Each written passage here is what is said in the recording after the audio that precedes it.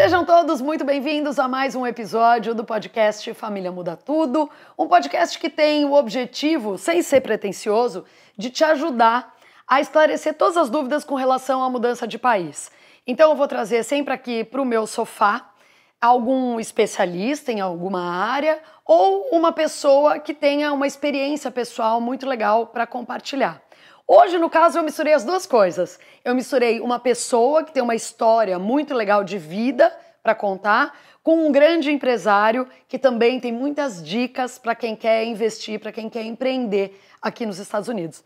Richard está aqui com a gente. Vamos lá. Seja bem-vindo. Obrigado. Que honra! A honra é minha de estar aqui com você. Eu sei que você recebe convite pra caramba para participar e você não conseguiria trabalhar de tanto convite que você recebe, porque tem muita gente que quer dicas de empreendedorismo, né? Tem muita gente atrás de você, mas o Richard e eu somos amigos, então o Richard veio me prestigiar aqui. Fico muito feliz. Obrigado por estar aqui com você. Vamos começar do começo? Vamos começar de quando você veio. Eu sei a sua história. E por isso, esse foi o primeiro... Todo mundo fala... Quando eu falei, eu convidei o Richard para ir no meu programa, as pessoas falaram assim, sei, o Richard da Macrobaby. Eu falei, não, gente, tem isso, mas tem tanta coisa antes disso, né? Eu acho legal contar a sua história assim. Por que você veio para os Estados Unidos? Qual era o plano? E como é que acabou na Macrobaby? Acabou não, tem muita coisa. Mas como é que você chegou até a Macrobaby? Sim, legal. Então, eu vim para cá com 18 anos, né? Eu tinha acabado de completar 18 anos. E eu queria fazer alguma coisa da vida, porque eu nunca fui um bom aluno no Brasil e tal, fugia da escola. Então eu falei, bom, eu vou para Orlando passar uns meses, né, e ver o que acontece lá, estudar inglês e tal. Que ano isso? 96. Quer dizer, você veio aqui com um facão, né? Tinha Disney e quase mais nada. Porque... Era bem assim. Assim, já tinha assim, lojas brasileiras tal, na International Drive, mas... quase todas vieram a fechar depois de alguns anos. E aí, quando eu cheguei aqui, eu gostei muito, assim, eu já conhecia Orlando, mas era meio que um sonho, assim, morar aqui. Uma coisa meio longe da realidade. E aí, quando eu vim para cá, eu comecei a estudar inglês, e aí eu comecei a ir bem na escola, tal, e muito bem, até eu estranhava. Essa escola tá estranha. Deve ter alguma coisa errada. E aí eu pensei, bom, de repente eu podia até pensar em entrar numa faculdade. E aí eu fui ver a UCF, né, Universidade de Central Florida, e, me apaixonei, assim, pelo campus e tudo da faculdade.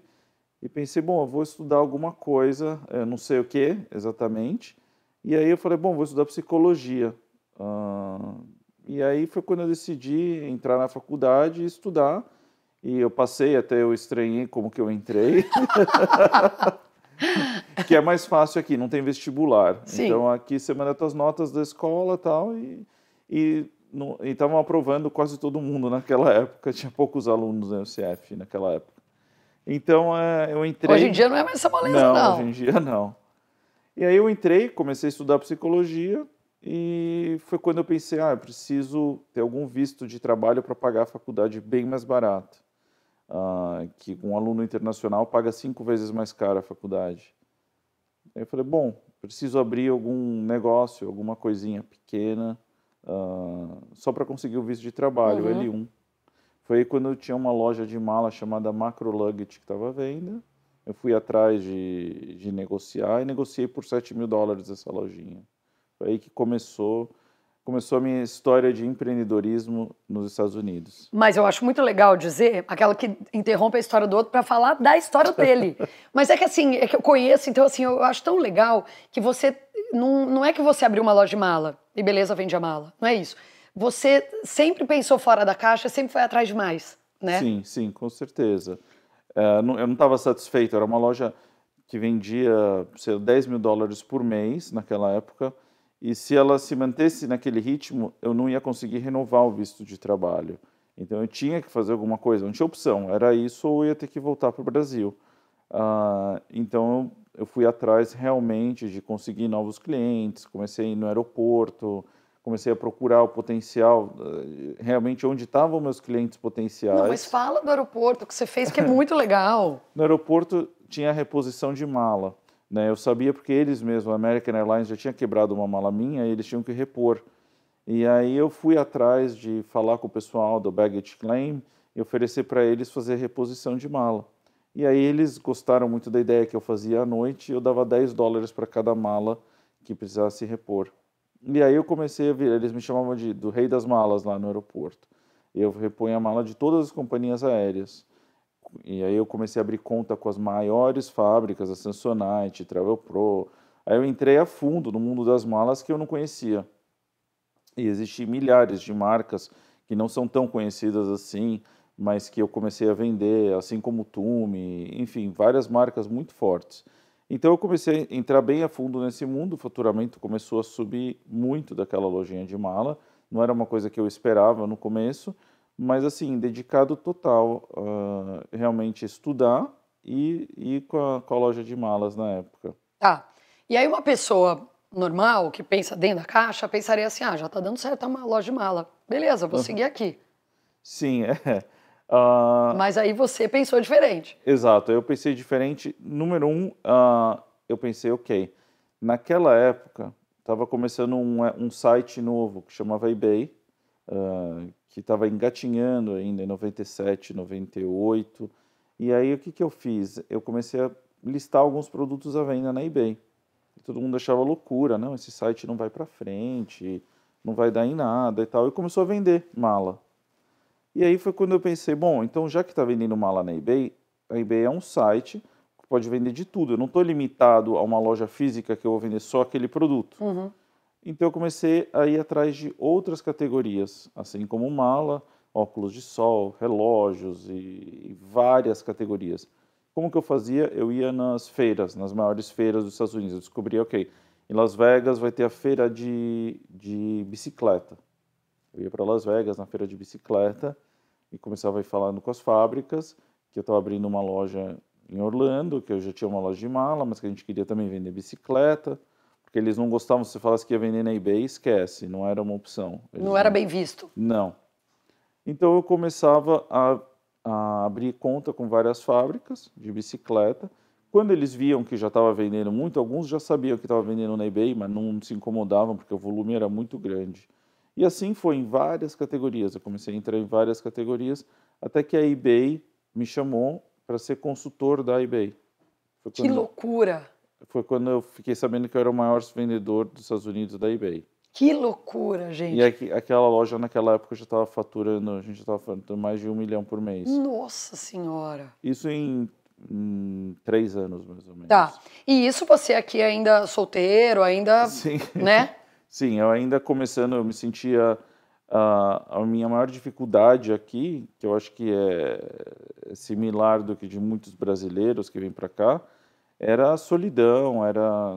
Não teve uma pessoa que não sentou nesse sofá que não disse isso. E acho que todo mundo vai dizer a mesma coisa. Eu também acho, assim, era muito difícil para mim, eu lembro que eu ficava sozinho, eu não tinha ninguém naquela época, ninguém. Não tinha uma assim. comunidade brasileira como tem hoje. Não. Mas eu não tinha ninguém em casa, nada. Eu pensava, se eu morrer aqui caindo da escada, eu vou ficar uns 3 dias aqui Ai, até caramba. alguém achar. Mas e os amigos da faculdade? Era mais assim, pessoas que eu via só na faculdade, não tinha assim um ciclo de amizade muito forte. E Orlando é uma cidade extremamente rotatória de pessoas. As pessoas vêm para cá, ficam um tempo e vão embora. Assim, se eu falar, nos últimos 20 anos, no meu condomínio inteiro, talvez tem 5 casas que são as mesmas pessoas que estão lá. O resto, todo mundo mudou. Orlando não é uma cidade onde as pessoas ficam morando, principalmente americano.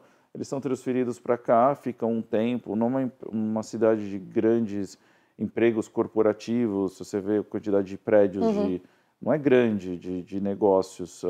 Então, não é uma cidade onde tem uma comunidade muito grande.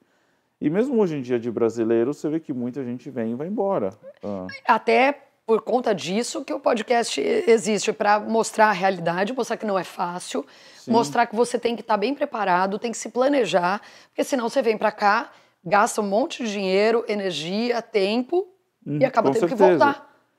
Eu conheço mais pessoas que voltaram do que ficaram. Assim, se você vê nos últimos 10 anos, mais pessoas que eu conheci foram embora. Por que você acha? Não planejaram, não tiveram planejamento, eles queriam estar aqui, mas não ao nível que você realmente, para conseguir, tem que querer muito. Porque as coisas, quando você vem para cá, não é que tá tudo, as portas estão abertas. Começando pelo governo, não é que ele está implorando para você vir para cá. Pelo contrário, o governo não está assim de, ok, portas abertas e super feliz que estão vindo imigrantes morar aqui. Eles dificultam como eles podem, mas criam uma forma legal de você conseguir, mas não é fácil. Existem várias dificuldades, desde o valor que custa para isso, até o que você precisa fazer e se sujeitar. Ficar anos sem poder sair enquanto você está esperando por um visto, não é fácil. Então, não é que as coisas estão aqui de portas abertas. De mão beijada. Exato. Então, você tem que querer muito. Então, eu acho que as pessoas vêm para cá achando que vai ser legal, pô, morar nos Estados Unidos e tal, mas elas têm que estar prontas a ter vários sacrifícios. Exatamente. Aí, bom, eu já acho que isso aí é uma grande lição, acho que é um ponto que as pessoas têm que se preocupar, e a gente vai voltar a falar sobre isso ao longo da entrevista, mas não é uma entrevista, isso aqui é um papo, então eu vou te interromper, a gente vai trocar ideia aqui, eu acho que é isso. Mas eu acho que, voltando só, antes da gente continuar dando... A gente não, quem sou eu? Mas antes de você continuar dando dicas, eu acho que a gente tem que voltar ainda na sua história, porque é o seguinte, aí você montou a loja de mala, aí você foi o maior vendedor do eBay, mesmo assim você continuou indo buscar mais coisa. Exato, aí eu comecei a investir muito em imóveis, tá? Eu começava naquela época era muito fácil comprar imóveis. Você chegava com $10.000, o banco pergunta quanto que você ganha por mês, você fala eu ganho 100 mil, tá aprovado. Você não precisava documentar, não precisa de documentação nenhuma. Jura? Era assim coisa mais simples, banal de se comprar um imóvel. Então aí eu comecei a comprar vários imóveis. Aí eu cheguei a ter uns 25 imóveis, mais ou menos, quando eu tinha uns 24 anos, 25 anos. E eu lembro, porque eu tinha 25 anos e eu tinha 25 imóveis. Então, aí naquela época, 2007, veio a crise imobiliária, e aí foi um desastre, porque o valor das casas começaram a cair muito, um monte de foreclosures, como se fala no Brasil? É quando o banco pega a casa que a pessoa não está pagando Exato. o financiamento. Exato. Então começou a acontecer isso em massa, valores caindo, tal, veio uma grande crise imobiliária que afetou muito. E aí foi quando eu pensei, ok, eu preciso me reinventar nessa parte, porque tinha me afetado muito financeiramente. Eu falei, eu vou me voltar a investimentos ativos e não passivos, que nem casa. Imóveis, eu sempre falo que é um investimento muito bom, investimento seguro. Sempre me falaram, desde que eu era criança. Sim, eu também compra sempre imóvel, compra imóvel, compra imóvel.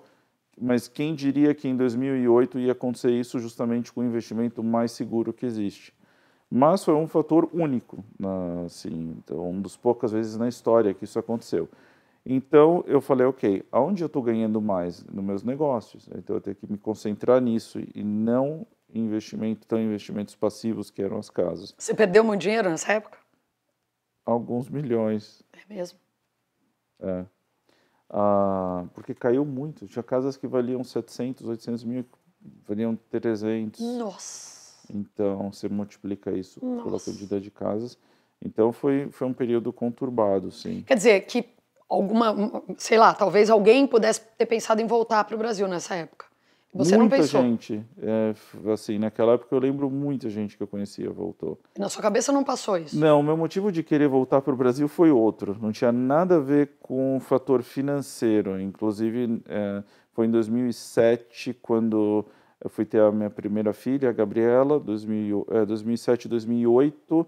Eu já estava há 10 anos aqui, eu comecei a ter depressão. E como eu tinha estudado psicologia, eu sabia o que eu estava tendo. Então, para mim, não foi uma grande surpresa, assim, quando eu acordava de noite e tal, até tendo ansiedade, crise de ansiedade, eu sabia o que eu estava tendo. Não era eu sabia que, por exemplo, eu não estava infartando, porque são coisas que eu tinha estudado, já tinha estudado muito sobre isso, e eu sabia me diagnosticar. Então, nessa época, eu falei, bom, sabe do que? Eu estou morando aqui nos Estados Unidos, é seguro, é maravilhoso, eu adoro Orlando, mas não tem o que eu mais prezo na vida, e não tem como eu pausar esse tempo, e eu estou perdendo de ver minhas sobrinhas crescerem, eu estou perdendo de ir no casamento do meu irmão, eu estou perdendo de ver meus pais envelhecerem. Então, eu coloquei na balança. E eu falei, não, sabe do que? Eu prefiro voltar para o Brasil, porque não vai ter como eu pausar esse tempo. Então eu voltei. Eu peguei e fui para o Brasil. Fui morar em São Paulo. E aí eu estava morando, fiquei lá, abri uma empresa no Brasil. Do quê? De vender produtos Tá. importados. E aí nessa época eu importava para o Brasil algumas marcas de produtos de bebê, inclusive, que eu já trabalhava aqui com isso. Ainda não existia a Macro Baby, mas eu já trabalhava com produtos de bebê online. E aí eu abri essa empresa no Brasil, ela estava indo bem, eu estava morando lá. Só que eu percebi que o Brasil que eu tinha saudade, a vida que eu tinha saudade, não existia mais.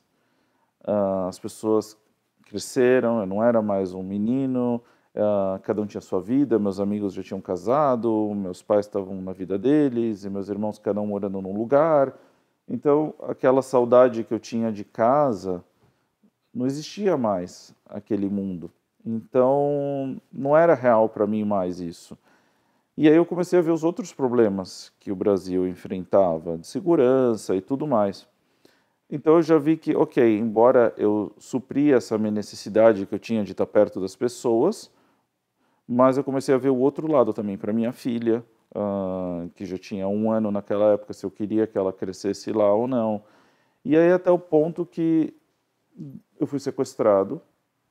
E aí quando eu fui sequestrado no Brasil, eu falei, prefiro estar em Orlando, prefiro estar em Orlando de repente longe das pessoas que são as mais importantes da minha vida, mas estar seguro e ver eles com uma frequência e virou secundário para mim a minha depressão e tal. E prefiro estar vivo em Orlando do que estar lá sendo sequestrado. Então foi quando eu decidi voltar para cá e falei, bom, eu vou fazer funcionar aqui de um jeito ou de outro e me focar nas coisas boas que a gente tem aqui e bola para frente. Tá. Mas aí, bom, aí você voltou. Aí a gente tava no meio da história, né, de trabalho. Sim. E aí? Tá, aí quando eu voltei, foi justamente nessa época... Você tinha vendido a loja de malas? Não, nunca vendi. Tava tudo andando. Quando eu fui para o Brasil, eu deixei a empresa de mala, a Macro, chamava Macro Wholesale, porque a gente vendia tudo na eBay e tal. E estava rodando, a empresa estava indo bem, eu nunca vendi nada dessa parte da empresa, e aí ela estava rodando normal. Quando eu voltei do Brasil para cá, e eu estava vendendo ainda todas as categorias na eBay, desde cama, mesa e banho, qualquer categoria que você pensar, vendia até privada na eBay. Então, sempre marcas, voltadas em marcas, assim, as melhores marcas de cada categoria. Então, eu pensei, ok, a empresa está vendendo bem, está caindo cada vez mais as margens, tá? Então, a lucratividade estava cada vez caindo mais na eBay. E eu já estava trabalhando, estava fazendo consultoria para a eBay e eu tinha acesso direto a Meg Whitman, que era CEO da eBay. E é uma mulher incrível, ela me ensinou muita coisa, tá? E ela lá atrás falava assim, você tá vendo, ainda nem existia iPhone ainda, ela falava assim, um dia vocês vão ter um aparelho no bolso que vocês vão usar mais do que o computador e não vai ser para compra, não vai ser nada, vai ser para uma coisa que vai chamar, ela não falou mídia social, ela falou vai ser para uso social, para se conectar com pessoas. Caramba! Isso foi lá em 98. Caramba, que visão! Ela era uma mulher uma mulher de muita visão. Então, hoje, se não me engano, ela é a CEO da HP. Que legal. E aí ela falava que ia chegar um ponto que as empresas online de venda online vão começar a esmagar cada vez mais e mais e mais o vendedor, as margens vão cair cada vez mais e mais. Então era uma coisa que eu já sabia que iria acontecer, mas virou um ponto que assim tinha que vender, sei lá, 2 milhões de dólares para você ter 20 mil de lucro. Então era assim, a lucratividade era muito baixa em relação ao que você vendia. Então nessa época eu falei, ok, em vez de estar vendendo tantas categorias assim, de repente vamos se especializar em algumas e se focar naquelas. Nessa mesma época eu comprava coisa para minha filha de 1 ano, então eu ia na Baby Us. Eu posso falar o nome deles, porque como eles não estão mais aqui, eu ia na Baby Us e eu ia lá comprar produtos para ela, eles falavam, pega na prateleira aquele produto, pega aquele outro naquele. Eu falava, não, mas qual é o melhor car seat e tal? Eles nunca assim me deram muita atenção lá. Aí eu falei, bom, de repente se eu abrisse uma lojinha pequenininha de produto para bebê, focado nas mães de Orlando, tal, focar nas maternidades. E aí que eu falei, bom, qual o nome? Eu já tenho macro wholesale, eu tenho macro luggage, tal, fazer macro baby. E aí começou assim uma lojinha bem pequenininha. Que hoje é só a maior loja de produto de bebê e criança, o quê? Dos Estados Unidos? A maior dos Estados Unidos. Inclusive várias fábricas assim dão prêmios para nós e vêm visitar. Caramba. Então assim, a gente começou com essa loja pequenininha e começou a trazer vários produtos da Europa que não tinham aqui nos Estados Unidos na época. Por exemplo? Queenie, a marca Queenie não tinha nos Estados Unidos. Aí eu fazia importação direta. E assim, eu sempre gostei muito de produtos novos e tal, e novidades e tal. Então eu ia atrás de fábricas que não tinham aqui nos Estados Unidos. E os Estados Unidos, ele é mais conhecido como... em design, ele não é tão conhecido nos Estados Unidos. É mais qualidade, durabilidade, funcionalidade, mas não design. Então, as marcas mais bonitas, até você vê isso em móveis. Sim. Você vê que as fábricas mais famosas de móveis são na Europa, que hoje estão aqui, mas o design, tudo europeu, ele tem muito mais design do que os Estados Unidos. Você vê a cafeteira, uma cafeteira italiana versus uma americana. Sim. Então, e os produtos de bebê é a mesma coisa. Então, eu comecei a trazer muitas coisas da Itália, da Suécia, para cá, que não estavam aqui nos Estados Unidos na época. E começou a ter muito procura isso. Tanto que depois a Queenie veio e entrou nos Estados Unidos. Eles viram o potencial deles aqui. E como eu fui um dos primeiros, eu tinha um acordo com eles de exclusividade. Eles deram todo o suporte no começo. Então, assim, começou com essa lojinha pequenininha de produtos para bebê, e aí essa lojinha foi crescendo. E hoje, além da lojinha que cresceu e ficou gigantesca, você encontra tudo que você puder imaginar na Macro Baby, você tem marcas próprias. Sim, a gente, há uns 7, 8 anos atrás, a gente comprou uma marca italiana e continuou, eles já fabricavam vários produtos, a gente continuou e começou a aumentar a linha cada vez mais.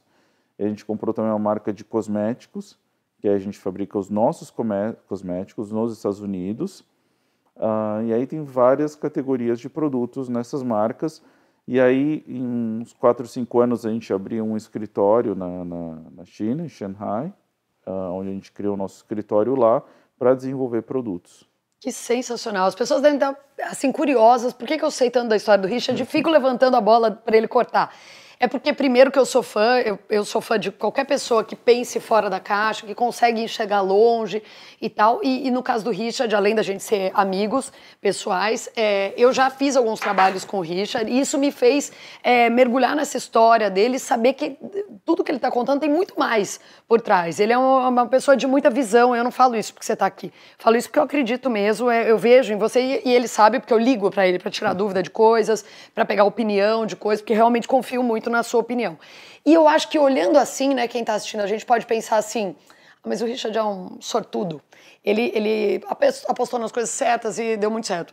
Talvez, porque, por exemplo, né, na época da crise imobiliária, você perdeu muito dinheiro. Exato. Outra coisa, você está falando de muita coisa que deu certo, mas nesse período, muita coisa deve ter dado errado ou não? Claro, sem dúvida. Né? Sim, tiveram coisas...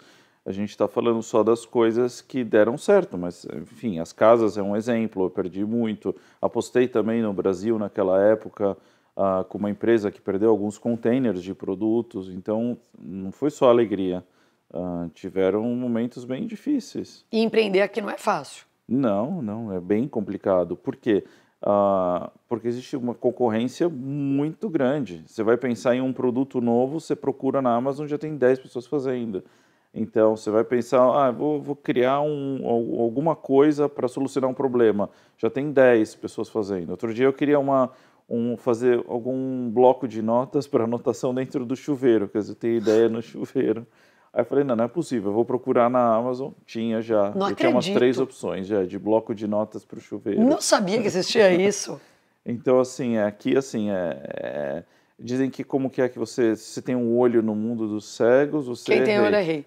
Aqui eu digo que as pessoas têm 3 olhos, você tem que ter o quarto. Então é complicado. E acho, se eu estiver enganado você me corrige, mas eu acho que muita gente bate cabeça aqui porque vai atrás de ideias, né, de gente que não é tão bem intencionada. Tem muito isso também, né? Eu acho que tem pessoas que, eu digo, existe dois tipos de pessoas. Existe o charlatão, que ele já vai com essa intenção de roubar mesmo, de tirar, e que infelizmente é bem comum. E existe o cara desqualificado, que ele te promete, ele de repente até acha que vai conseguir aquilo, mas te faz promessas de coisas que você quer ouvir naquele momento, e muitas pessoas acabam entrando nisso, e quando vê, já perderam uma nota, e eu conheço vários casos assim. Existem pessoas que prometem coisas e acabam não conseguindo cumprir. E você, não é à toa que você criou uma mentoria, para ajudar esse tipo de pessoa também, para orientar. Exato, para realmente falar se é possível ou não é possível antes de tudo, e não é para vender empresas ou para vender negócios, ou é para realmente direcionar a pessoa. Muitas vezes eu descorajo pessoas de fazerem coisas que eu sei que não vai dar certo, que já tiveram outras pessoas que tentaram e não foi para frente. Então é tentar salvar essas pessoas de entrarem nisso. Vira e mexe, pessoas me escrevem e falam, eu entrei num negócio, eu perdi tanto, eu perdi 200 mil, eu não sei o quê. É muito difícil depois, entende? Tem uma empresa em Miami que trouxe vários containers de produto para cá, produtos que são perecíveis, então tem 2 anos de validade, agora daqui 6 meses vai expirar. A gente está aqui, sei lá, com 1 milhão em produto, o que a gente faz? Pô, é tarde demais, vocês tinham que ter conversado antes, todo o planejamento fazer antes. Saber se existe público para isso, se teu produto já está americanizado, antes de mandar para cá, né? Então, antes é muito mais fácil, eu posso colocar uma pessoa com o comprador do Publix antes de chegar aqui. Então... Mas quer dizer, não é que você está desencorajando as pessoas a investir nos Estados Unidos, a empreender nos Estados Unidos. Tem coisa boa. Muita. Né? Tem que achar, tem que... Eu acho que assim, tudo que parece muito fácil, tudo que parece muito de mão beijada, acho que tem que desconfiar, né? Exato. Assim, hoje tem 2.000 empresas à venda na Flórida, para você ter uma ideia, desde 50 mil até 50 milhões. Então, assim, tem várias opções. Tem várias opções de franquia, tem muitos negócios bons. Para mim é uma pena, é um desperdício, pessoas que entram no negócio que às vezes eu já sei que é uma furada, ou que é prometido coisas que eu sei que não vão acontecer. E outra também é a falta de criatividade, que é o que me chateia.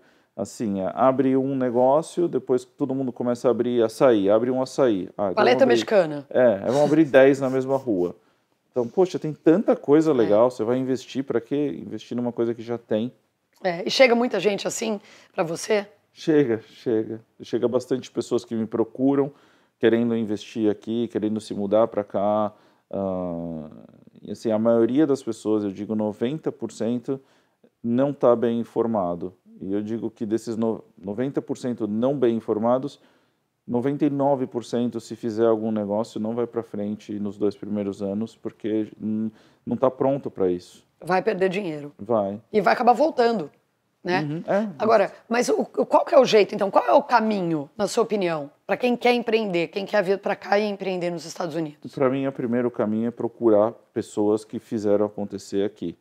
Não é só procurar, eu vou procurar um mentor, enfim, um consultor. É realmente saber se eles fizeram acontecer. Se você tem um produto, por exemplo, tem um produto que quero trazer para os Estados Unidos. Existem várias empresas que fazem consultoria para isso, a gente faz também, para colocar teu produto num posicionamento de mercado.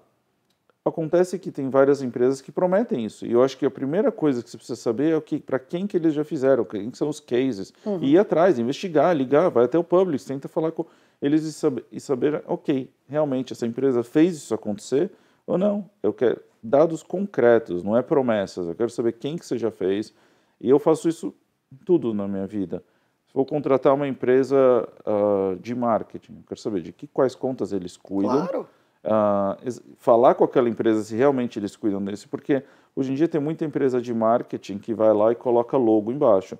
Eu faço para a Coca-Cola, tal. Talvez eles já fizeram uma ligação para a Coca-Cola, então eles já consideram que... E não é. Então você precisa saber exatamente o que aquela empresa traz. Investigar, fazer due diligence mesmo, ir atrás e tal. Então acho que essa é a primeira coisa. Uma empresa que quer empreender nos Estados Unidos é ir atrás de quem faz acontecer e contratar alguém que realmente já fez para algumas empresas. Até porque aqui as coisas são muito diferentes. Eu digo com relação ao imposto, a leis, a tudo. Totalmente Não dá para você vir diferente. para cá com a cabeça do Brasil. Exato, não dá. E o que eu vejo também algumas empresas de grande porte do Brasil que querem entrar aqui, mas que eles querem, por exemplo, no Brasil eles têm um investimento bem pesado de marketing, tal, eles estão rodando a máquina lá. Aí eles querem entrar nos Estados Unidos e querem ter um retorno em um ano, investindo $10 mil em marketing. Porque já tem nome no Brasil. Exato. Então eu também vejo isso e não acontece. Porque aqui é outro mundo. Totalmente. E eu falo, quanto tempo demorou para você ser alguém no Brasil? 10, 15, 20 anos? Você quer que isso aconteça aqui que em 6 meses? Não acontece. Então, assim, eu vejo isso muito, uma expectativa errada das empresas que querem entrar aqui. Claro que dá, você pode fazer o booster, pode fazer turbinar isso, mas é investimento. Ou é tempo ou investimento. Exato, exato. Hoje, você vê um bom negócio, assim, você diria que é uma coisa que é um bom negócio? Vários, inúmeros. Eu gostaria de poder abraçar pelo menos metade deles. Mas você já tem bastante coisa para pensar, pelo amor de Deus. Sim, bastante. Né? E sempre surgem coisas novas. Mas não tem uma coisa, sei lá, vamos supor o açaí que você falou só para isso, por exemplo. Não tem uma linha, uma área que você indica de olho fechado? Depende do investimento.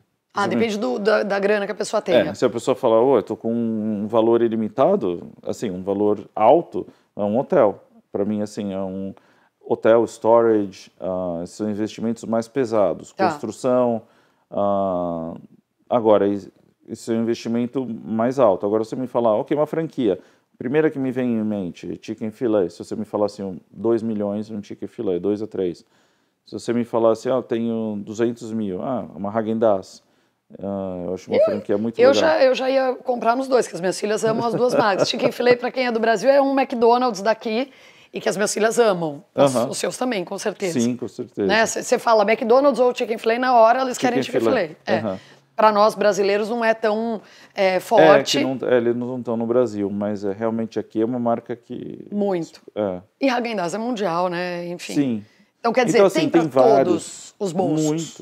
Muito. Assim, tem vários negócios, várias franquias. Para quem não quer ter um grande risco, uma franquia é uma ótima opção, porque a franquia é vendável. É muito fácil de se vender uma franquia. Você vamos falar, querer abrir uma Häagen-Dazs. Eu não estou gostando muito, sei lá, cansou. Você coloca a venda, questão de semanas, provavelmente a franquia está vendida. Já vem com todo o caminho feito também, né? Exato. Então você vai assim, tem muita coisa que você teria que aprender que eles já vão te dar. Pronto. Então, assim, é uma boa opção. O que acontece é que muitas pessoas não sabem nem como chegar nessas franquias. Eu quero abrir um chicken filé. Por onde começa? Onde é que eu vou? Bato na porta? Exato. Para isso você precisa de ajuda. Exato, porque você precisa mostrar para eles, provar quem que você é. Então, às vezes, existem empresas grandes do Brasil que querem vir para cá, mas aqui eles ainda não são conhecidos. Então, algumas até me procuram e falam, você teria como ajudar a gente está negociando um ponto, mas o mall não sabe nem quem a gente é no Brasil. E eu sei que eles são grandes, tá? Então eu dou um aval para eles e converso com as pessoas do mall, do shopping, enfim, explicando quem essa empresa é no Brasil. Richard, não resta dúvidas, conversando com você e sabendo da sua história, do quão bem-sucedido profissionalmente você é, né? Você, de todas as pessoas que eu conheço, é um cara que se fez sozinho e que é super bem-sucedido. Mas e pessoalmente? Você contou essa história aqui em 2007, 2007, 2008. Mais ou menos, você voltou ao Brasil, né? Depois disso, você falou, bom, vou voltar para os Estados Unidos mesmo, né? Vou enfrentar toda essa dificuldade da ausência de criar os filhos com a família e de ficar sozinho, vou voltar. Exato. Hoje, em 2023, como é que você, com relação ao lado pessoal, como é que você lida com isso? É uma coisa que de vez em quando ainda te abala? Você ainda sente saudade, ainda sente falta de alguma coisa? Isso já está superado na sua vida? Como é que é? Então, de 2008 até agora, né, quando eu voltei para cá, eu falei, bom, eu preciso criar um ciclo de amizades boas, né? Por isso que ele é meu amigo. E aí eu falei, bom, o que eu tinha no Brasil, eu preciso replicar aqui. Eu fiquei antes de ir para o Brasil, eu fiquei esses últimos 8 anos de 96, aliás, 10 anos de 96 até 2008, trabalhando, estudando, me matando. Eu nunca criei um ciclo social grande. E aí eu pensei, bom, depois disso, agora, voltando, eu preciso criar esse ciclo de amigos, tudo mais. Aí eu comecei a frequentar muito mais a minha sinagoga. Naquela época eu fiquei muito amigo do rabino, que eu já era amigo, mas fiquei muito mais próximo. Ele me apresentou muitas pessoas legais. E eu comecei, e aí com o surgimento da Macrobaby, que era a única das minhas empresas que era voltada para o público brasileiro, porque o resto não era, a gente vendia na eBay, enfim, não era para o público brasileiro. Então a Macrobaby calhou que começou a vir muitos brasileiros, eu comecei a conhecer muitas pessoas, e eu também comecei a ter muitas amizades e um ciclo de amizades de brasileiros em Orlando, que eu não tinha antes. Então, mas também teve um preço isso tudo, muito grande, emocionalmente falando. Muitas pessoas que eu conheci não foram boas na minha vida. Então, no começo eu estava querendo conhecer bastante pessoas, em 2008, quando eu voltei para cá, enfim, eu queria me abrir para conhecer muitas pessoas. Infelizmente, vieram pessoas muito ruins também na minha vida, pessoas que eu considerava muito próximas naquela época, que vieram a não ser muito bom para mim. E aí eu fui cortando e diminuindo esse ciclo. Então, hoje, eu tenho um ciclo de amizades que eu considero saudável e bom, mas não é mais tão aberto quanto era antes, que eu tive que realmente filtrar isso. Então, hoje eu gosto muito de morar aqui. Assim, eu estou aqui há 25 anos, é minha casa, é meu lar. Meus filhos são daqui, eles nem consideram para eles outro lugar fora aqui. Talvez outro lugar nos Estados Unidos, mas não Orlando. Aliás, não voltar ao Brasil. Não voltar ao Brasil. E o que eu falo é que também nada impede de um dia eu ir embora de Orlando. Eu penso, às vezes, o que me cansou um pouco de Orlando é essa rotatividade de pessoas. Eu criei grandes amigos também que não estão aqui mais, que eles foram embora daqui. Então, assim, eu penso às vezes em ir embora de Orlando um dia. Então quer dizer que essa questão de falta de pessoas continua sendo uma questão para você, né? Porque você vê, eu tenho 8 anos aqui, e isso é uma questão para mim. Sim. Então você, 25 anos depois, tem a mesma questão. É a mesma, sim, é a mesma questão. Eu acho que Orlando é um pouco complicado. Existe uma concorrência muito grande. Eu não estou dentro dessa concorrência porque a minha vida é outra, mas eu percebo em Orlando essa concorrência, assim, uma coisa desagradável que eu não gosto. E assim, às vezes realmente eu penso de ir embora porque eu tenho amigos em outras cidades aqui. E para mim não é a quantidade, né? As pessoas que eu tenho, que eu gosto de estar junto. Sim, claro. Mas existe uma dificuldade em Orlando de relacionamentos que eu considero, não sei exatamente por que distinguir o motivo disso, mas... Eu não sei, sabia que sessão terapia aqui, sabia que eu não sei se está falando que é em Orlando, eu acho que é uma realidade que a gente vive do mundo atual, por conta até de rede social e tal, acho que essa competição, essa vaidade, acho que é uma coisa que está meio que mundial, sabia? A gente fala de Orlando porque a gente está aqui. Claro, eu concordo, isso é muito do ser humano também, antigamente tinha essa coisa toda de se mostrar e tal, mas era assim, você comprava um carro... para ir se mostrar. Hoje não, você está no teu bolso fazendo isso, com mídia social e com tudo mais. Então, não sei realmente se é uma coisa de Orlando ou uma coisa geral, mas acho que de Orlando, pelo tamanho ser um pouco menor do que outras cidades, outras metrópoles, é um pouco mais aguçado, digamos assim. É uma cidadezinha do interior. É uma cidadezinha do interior, né? Porque quem mora no Brasil, às vezes, não tem essa ilusão, porque vem pra cá, vai no parque, acha que a nossa vida é essa, e não é nada disso, né? Não é. Então, assim, às vezes eu acho que é um pouco, assim, Orlando é um pouco de ilusão, assim, nas coisas. Eu falo assim, até a árvore da Disney não é de madeira, ela é de plástico. Então, é um mundo meio mágico, de ilusão, e acaba... Não sei se isso afeta um pouco a cabeça das pessoas e tudo mais. E eu acho que você tocou num ponto também que é muito interessante, que que às vezes as pessoas não se ajudam como poderiam, não incentivam o outro como poderiam. Com certeza. Né? Não consomem produto do outro para ajudar. Isso eu vejo assim, muito no judaísmo as pessoas falam, mas né, que é um povo tão pequeno, né? Sim. E e que se você colocar a prosperidade, a porcentagem de prosperidade é alta pelo tamanho do povo, né? E eu acho que é isso que falta, assim, eu com o meu rabino, com as pessoas lá, a gente se ajuda demais, assim, direto. Eu estou na China, eu ligo, eu falo, preciso de um advogado aqui, tarará. A gente se conecta muito dessa forma, se ajuda muito. E isso eu sinto falta e vejo muito isso também na comunidade brasileira, que às vezes não falta um pouco disso. Não todo mundo, tem Lógico. pessoas maravilhosas, eu gosto de muitas pessoas, assim, que eu tenho muito carinho por elas, mas em alguns casos eu acho que falta isso, É. essa ajuda. Mas eu acho legal você falar, porque eu acompanho você, não só, né, por a gente ser amigo, mas te acompanho nas redes sociais, e eu vejo que você faz uma coisa que eu também gosto de fazer, que é sempre dar valorizar o trabalho do outro, quando o trabalho é bom, sempre chamar atenção, divulgar. Exato. Né? Muitas vezes eu recebo mensagem no meu Instagram falando, você tá fazendo propaganda pro fulano de tal, não sei o quê. Não é propaganda, eu tô indicando uma coisa que eu acho boa. Exato. E assim, o que eu acho que somando, né, a gente pode ser bem mais forte. Então, eu estou aqui agora com você, tá?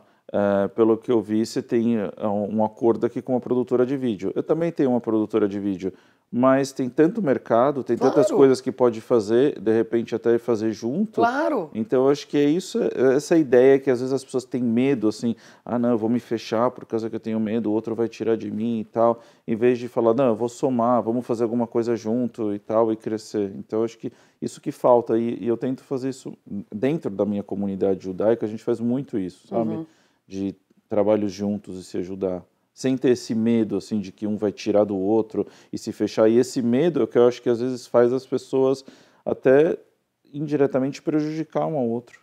Até sem querer, às vezes não é nem intencional, né? Mas como tá com medo de perder o espaço, tem espaço para todo mundo, né, gente? Pelo amor de Deus. Com certeza. Quanto melhor você trabalhar, mais espaço você ganha, não é derrubando o outro. Exato. Vamos falar, voltando, por exemplo, do vídeo.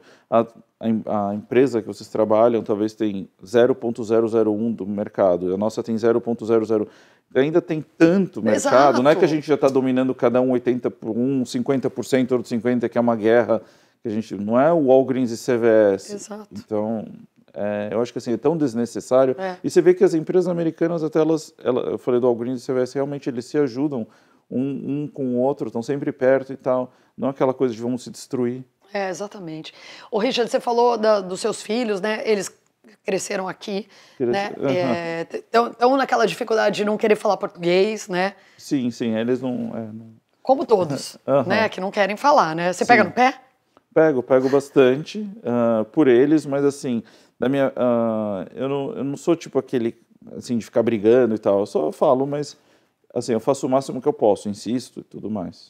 Mas eu vejo que você não precisa nem pegar no pé com relação ao empreendedorismo, que eu vejo que o seu filho, pelo menos, ele tá lá ligado em tudo, né? Sim, muito. Ele adora, assim, é o que ele gosta mesmo, né? Eu não faço isso por, vamos falar de... Sei. Ele gosta, ele curte bastante essa parte do empreendedorismo. Ele vê, de repente, tudo que você está fazendo, né? Sim, mas é engraçado, ele vê, mas as outras também vê e também não é tanto que nem ele. Então, é engraçado isso, porque ele tem uma irmã gêmea e que ela é totalmente diferente. Então, acho que é muito da pessoa também. Eles não têm vontade de voltar ao Brasil. Não, eles não têm. Não, eles gostam do Brasil, mas morar lá, eu já até falei um dia, vocês teriam vontade?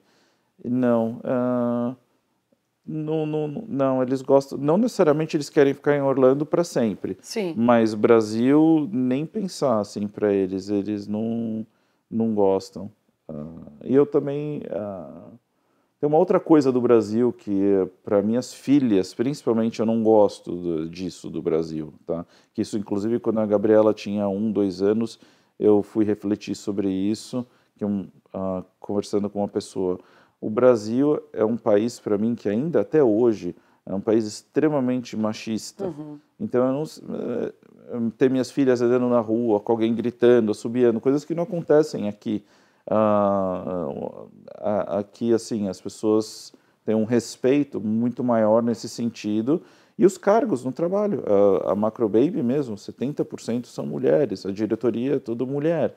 Então, assim, no Brasil eu vejo que ainda tem esse lado de machismo muito maior do que daqui, que eu acho que já nem existe mais. A mulher aqui é 100% independente, tem o negócio dela, o carro dela, a vida dela.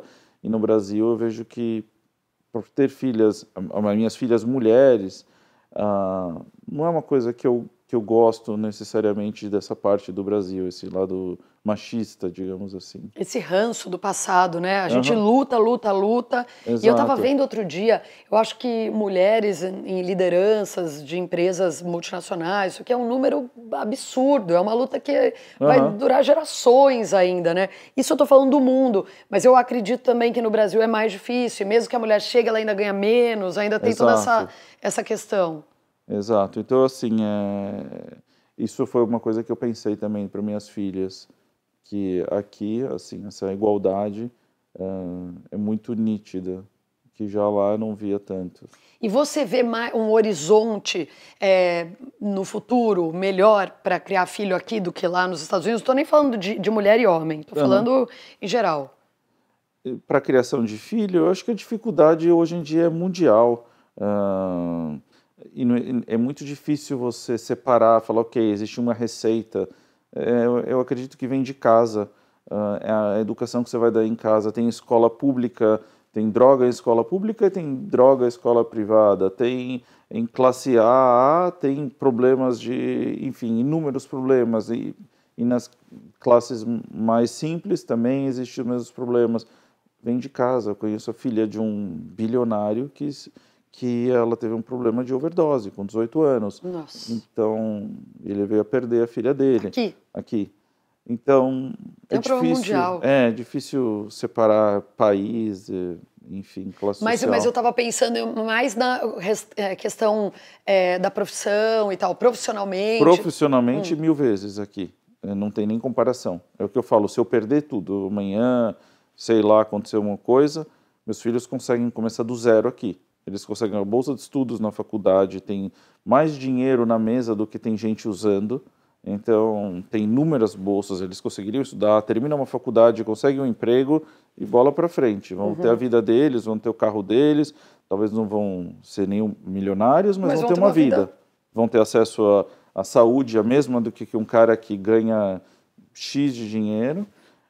Já no Brasil, não. Se eu tivesse que, as pessoas começarem do zero, fez uma faculdade, terminou a faculdade, ela vai ter, muitas vezes, ter um emprego, um subemprego, ou até um emprego que o título é bom, mas o salário não comporta uma vida digna. Então, que ela vai ter que pegar uma condução de manhã, vai ter que chegar no trabalho, se submeter a várias coisas, com essa perspectiva de vida profissional.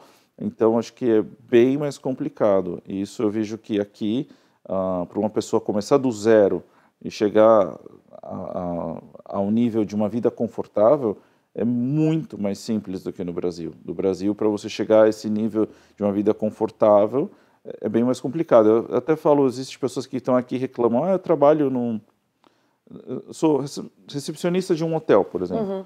Olha, a vida está tão difícil, está muito difícil aqui, eu não estou aguentando. É onde você mora? Eu moro...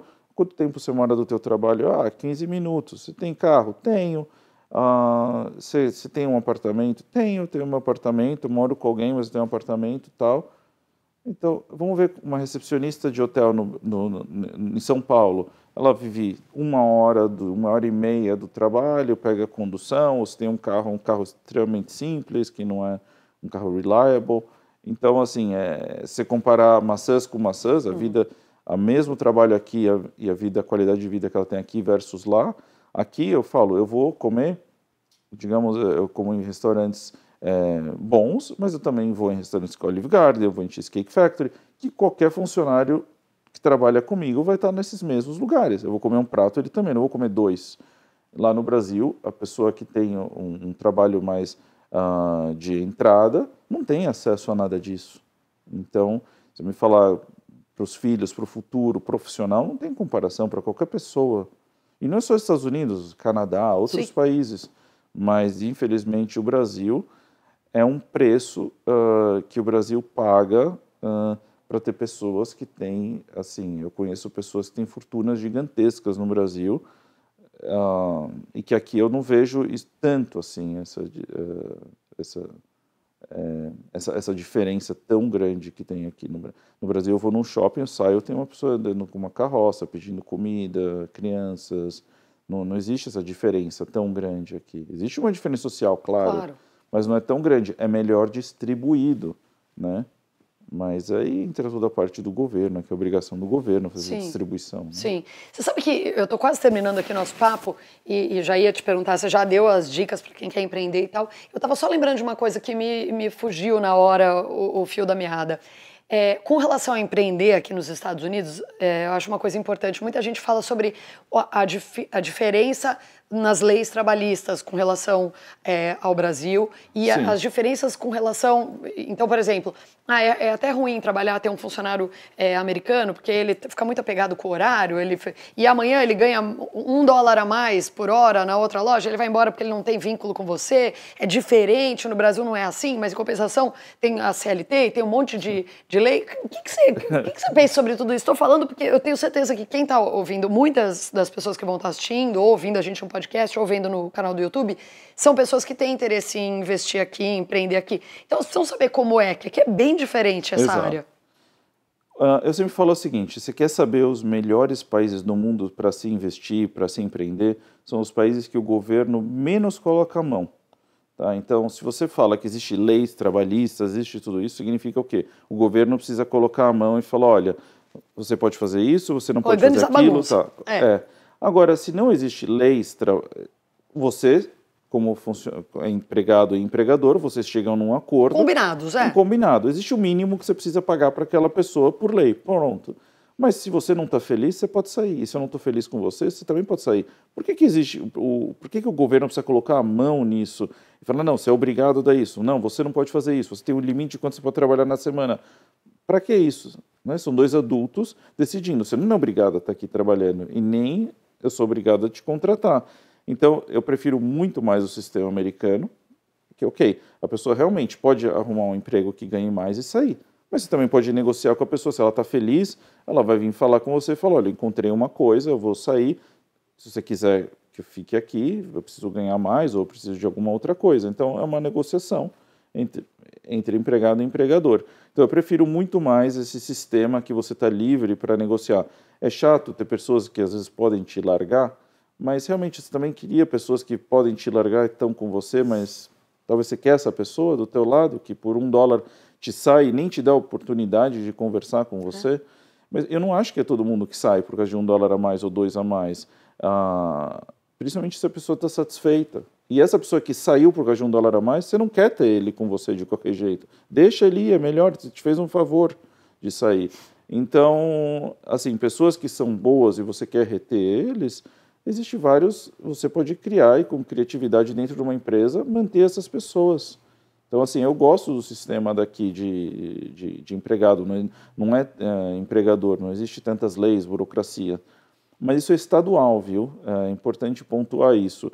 Cada estado existe as suas leis, isso não são tão leis federais, são leis estaduais, que é diferente do Brasil nisso.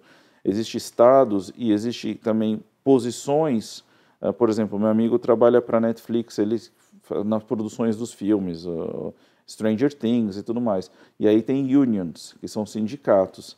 Aí é diferente, aí existe muito mais regras que a union negocia com aquelas indústrias, e aí tem o mínimo que você tem que pagar, aí tem muito mais regras.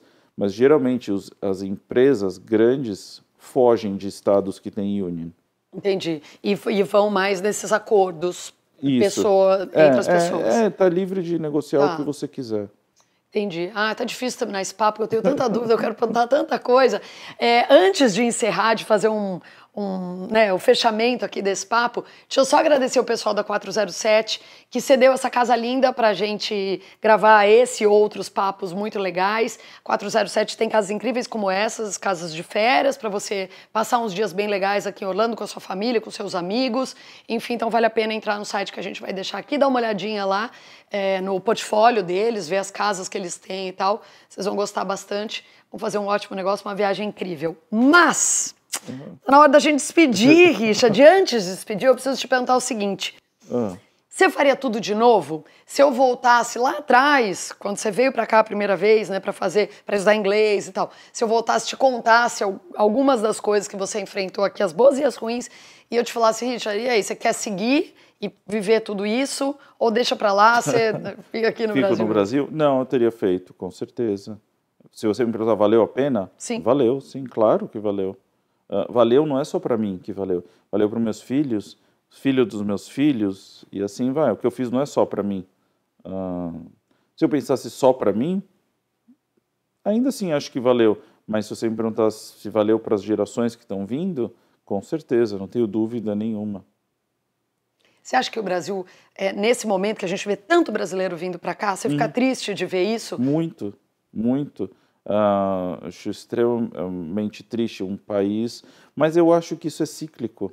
Eu já estou aqui há 25 anos, já vi de tudo, já vi entrando, saindo. Isso aqui não se mantém, entendeu? Não é que vai esvaziar um dia lá. Não é assim. Vai ter muita gente que está vindo, como eu falei, muita gente vai voltar, vai dar uma diminuída quando a economia do Brasil melhorar, e a economia vai melhorar, porque tudo é cíclico, tudo. Então vai melhorar, e quando a economia melhora, as pessoas deixam de, não é tão mais atrativo vir para cá. Então é tudo questão de tempo, mas me deixa triste, sim, sair dessa saída quase que em massa, assim, de pessoas insatisfeitas, tal. Mas eu acredito que é temporário, isso não vai ser para sempre. Tá certo. Ai, eu preciso terminar o papo, senão daqui a pouco vão puxar minha orelha aqui. Mas, enfim, foi um prazer enorme falar com você. O prazer foi meu. Você tem muito a ensinar pra gente, a gente tem muito que te escutar, você tem que sempre dar entrevista e compartilhar conhecimento, porque você tem conhecimento de sobra, é muito legal. Obrigado, um prazer. Obrigada a você. Adorei. Valeu, gente, até a próxima.